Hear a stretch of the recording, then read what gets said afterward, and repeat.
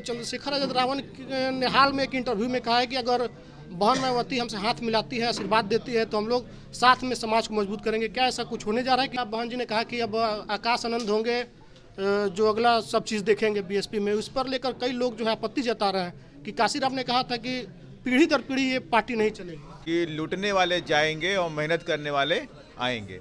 तो अब वो जो लूटने वालों का जो दौर था वो हम ख़त्म करेंगे और मेहनत कश जो कम्युनिटी है, मेहनत करने वाले लोग, उनका राज स्थापित हम बिहार के अंदर करेंगे। कि पार्टियों के साथ गठबंधन ना करके हम समाज के साथ में गठबंधन करें, जनता के साथ में गठबंधन करें। बहुजन समाज पार्टी ने आज ऐलान कर दिया है कि 2024 में किसी से समझौता नहीं होगा। बिहार के 40 लोकसभा सीट पर बहुजन समाज पार्टी खुद लड़ेगी, अपने दम पर लड़ेगी। हमारे साथ राज्यसभा सांसद हैं रामजी गौतम साहब। आखिर इतना बड़ा फैसला आप लोगों ने बिहार में क्यों कर लिया? जहाँ एक तरफ गठबंधन करने के लिए लोग एक दूसरे के पास गिड़गिड़ा रहे हैं कि गठबंधन करेंगे, आप लोगों ये खाली फैसला जो है बिहार के लिए नहीं है।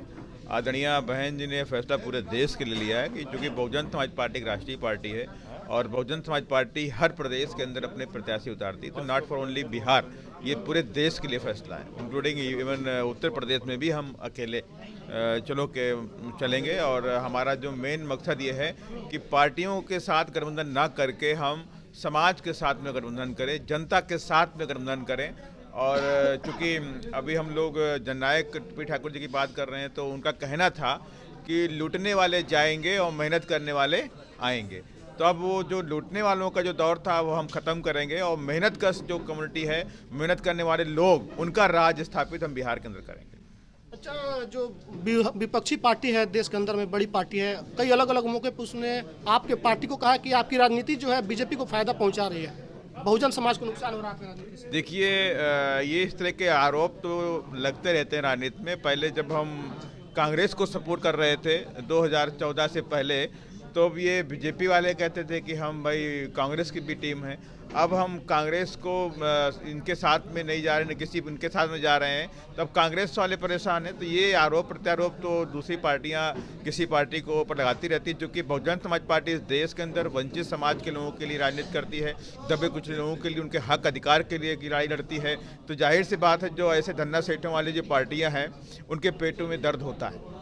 लालू यादव ने कल एक बड़ा बयान दिया। उन्होंने कहा कि काशीराम का जो रणनीति था, दलित उससे ऊपर बढ़े, काफ़ी उनको सम्मान मिला, लेकिन बहन मायावती ने उसको डाउन कर दिया। दलितों की राजनीति को उन्होंने जमीन पर गिरा दिया। देखिए, ये इस तरह के वक्तव्य मेरे समझते उनको शोभा नहीं देता है। वो अपने गिरेबान में खुद झांक करके देखें। और किस तरह से बहुजन समाज पार्टी जब यहाँ बढ़ रही थी, तो बहुजन समाज पार्टी को मानवर से कांशीराम समय के साहब ही उन्होंने तोड़ने का और ख़त्म करने का कई बार उन्होंने प्रयास किया है। तो इस तरह के अनर्गल बातें उनको शोभा नहीं देती। एक फैसला बीच में आया, बहन जी ने कहा कि अब आकाश आनंद होंगे जो अगला सब चीज़ देखेंगे बीएसपी में, उस पर लेकर कई लोग जो है आपत्ति जता रहे हैं कि काशीराम ने कहा था कि पीढ़ी दर पीढ़ी ये पार्टी नहीं चलेगी। देखिए, आदरणीय बहन जी ने जो फैसला लिया है, बहुजन समाज पार्टी के तमाम जो कार्यकर्ता हैं, समर्थक, सभी लोग, हम लोग बहुत खुश हैं कि एक नौजवान इस पार्टी की बागडोर को संभालेगा। उसके लिए किसी को कोई दिक्कत नहीं है। दूसरे लोगों के पेट में दर्द होते रहते हैं। अपने नौजवान का जिक्र किया, तो चंद्रशेखर आजाद रावण ने हाल में एक इंटरव्यू में कहा है कि अगर बहन मायावती हमसे हाथ मिलाती है, आशीर्वाद देती है, तो हम लोग साथ में समाज को मजबूत करेंगे। क्या ऐसा कुछ होने जा रहा है? कि नहीं, कोई कमेंट नहीं मेरा। Thank you. ये होने वाला नहीं, नो कमेंट। चलिए, तो रावण को लेकर के नो कमेंट, और बाकी मुद्दों पर उन्होंने कहा कि हम सिर्फ बिहार में नहीं, पूरे देश में जो है अपने दम पर लोकसभा के चुनाव लड़ेंगे। और भी उन्होंने क्या कुछ कहा आपने सुन लिया। प्रतिक्रिया कमेंट बॉक्स में लिखिएगा। बहुत बहुत धन्यवाद।